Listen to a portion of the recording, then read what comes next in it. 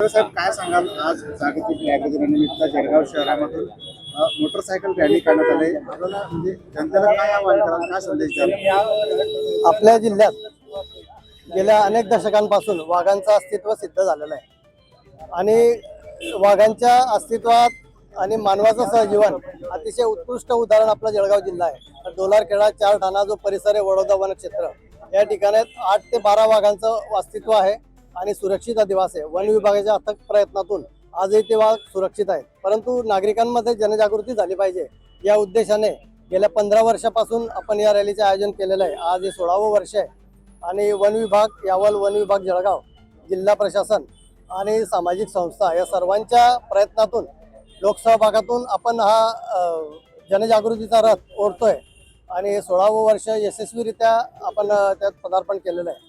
निश्चितच याचा सकारात्मक परिणाम डोलारखेड्यातील शेतकऱ्यांमध्ये दिसून आलेला आहे. तिथले 18 शेतकरी आपली 200 एकर शेतजमीन वाघांच्या सुरक्षेसाठी शासनात हस्तांतरित करण्यास पण तयार झालेले आहे.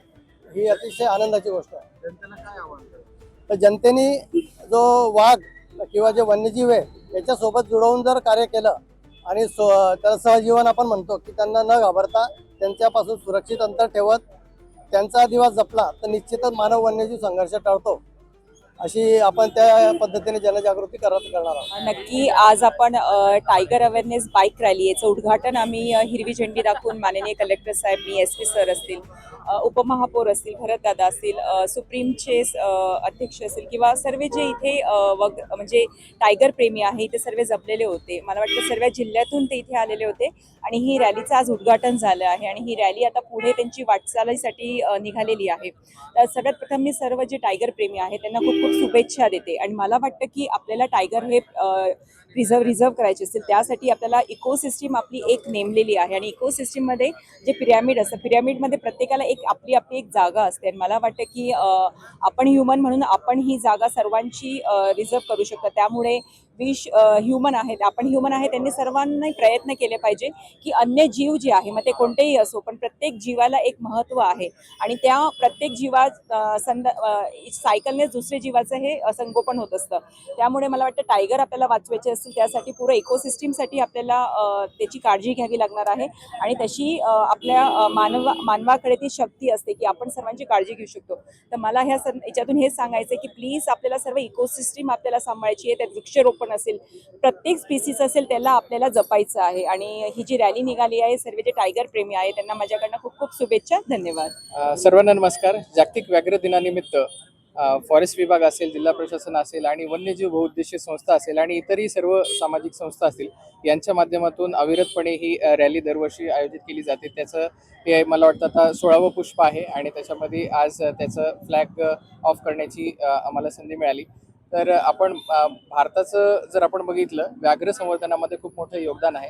पूर्ण जगामध्ये वाघांची संख्या सगळ्यात जास्त भारतामध्ये आहे आणि प्रोजेक्ट टायगर अंतर्गत टायगर कन्झर्वेशनमध्ये मोठ्या प्रमाणामध्ये काम सुरू आहे आणि त्यामध्ये जे जळगावचं योगदान आहे, जळगावमध्ये यापूर्वी ट्रान्झिएंट पॉप्युलेशन दिसून आली होती, आता काही रेसिडेंट पॉप्युलेशन देखील वाघाची आता आपल्याला दिसून येत आहे. तर अपेक्स प्रिडेटरचं जर संवर्धन केलं तर संपूर्ण इकोसिस्टीमचं संवर्धन कसं होऊ शकतं याबाबतचा एक चांगला मेसेज ह्या पूर्ण रॅलीमधून देण्यात आला आणि ही रॅली इथून चारठाण्यापर्यंत जात आहे. त्यामध्ये विविध जिल्ह्यांमधून आणि काही इतर राज्यांमधूनही जवळपास 150च्या आसपास हे व्याघ्र दूत यामध्ये सहभागी झालेले आहेत आणि ह्या रॅलीचा फ्लॅग ऑफ करण्यासाठी आपल्या शहराच्या प्रथम नागरिक महापौर मॅडम असतील, उपमहापौर साहेब असतील, पोलीस अधीक्षक साहेब असतील, DCF साहेब असतील आणि इतरही सामाजिक संस्था आहेत, या सर्व सहभागी झाल्या होत्या. यामध्ये भरत आंबळकर साहेब देखील सहभागी झाले होते, इतरही सर्व लोक यामध्ये सहभागी झाले होते आणि एक चांगला मेसेज जो आहे तो संपूर्ण जळगावमध्ये असेल आणि इतरही पूर्ण चारठाण्यापर्यंत येणाऱ्या सर्व जिल्ह्यांमध्ये, सर्व गावांमध्ये हा देण्यात येतो आहे. तर या सर्व उपक्रमाला माझ्या खूप खूप शुभेच्छा. जागतिक व्याघ्र दिनानिमित्त आज आणि उद्या असं 2 दिवसीय वाघ वाचवा, जंगल वाचवा, देश वाचवा आणि आपलं भविष्य वाचवा हा संदेश देण्यासाठी महाराष्ट्रातून अनेक जिल्ह्यातून व्याघ्रदूत आलेले आहेत. इतर राज्यातून जसं गुजरातमधून सुद्धा व्याघ्रदूत आलेले आहेत आणि हा 2 दिवसीय रॅली आहे. हा जळगाव पासून सुरू होईल. मुक्ताईनगर, जिथं वाघांचं आता सध्या जळगाव जिल्ह्यामध्ये वास्तव्य आहे, त्या डोलारखेडा या ठिकाणी ते जातील, संदेश देतील. असा हा 2 दिवसाचा रॅली प्रोग्राम आयोजित करण्यात आलेला आहे.